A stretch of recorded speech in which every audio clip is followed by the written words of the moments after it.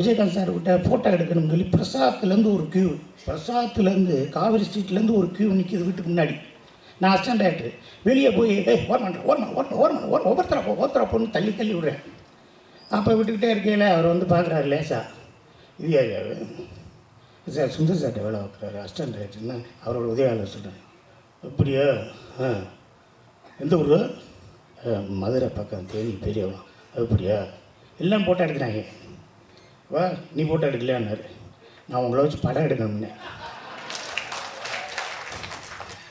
என்னது உங்களை வச்சு படம் எடுக்கணும்? அது என்ன சொல்கிறேன், நீ பத்து இருக்கிற அப்படி தட்டு சொல்லி அப்படின்னு போயிட்டார்.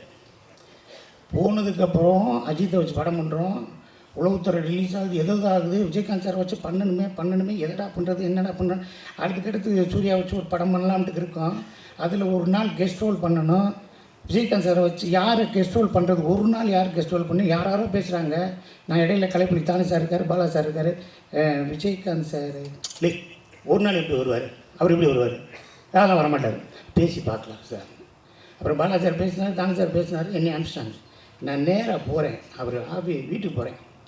போனோன்னே என்னை பார்த்தேன்னு வட ஒரு 10 நிமிஷம் கழிச்சு வா. ஏன்னா என்னை ஒரு நாள் நடிக்க சொல்லி ஒரு டைரக்டர் வந்து கதை சொல்ல வர்றேன். அவர் போகட்டும், நீ வெளியே கொஞ்சம் நான் பேசுகிறேன். இல்லைடா ஒரு நாள் நடிக்க சொல்கிறாரா தானு பாலெல்லாம் பேசுனாரா, நீ 10 நிமிஷம் இரு நான் பேசுகிறேங்கிற இல்லைன்னாரு. இல்லை அதுதான் நான் இல்லை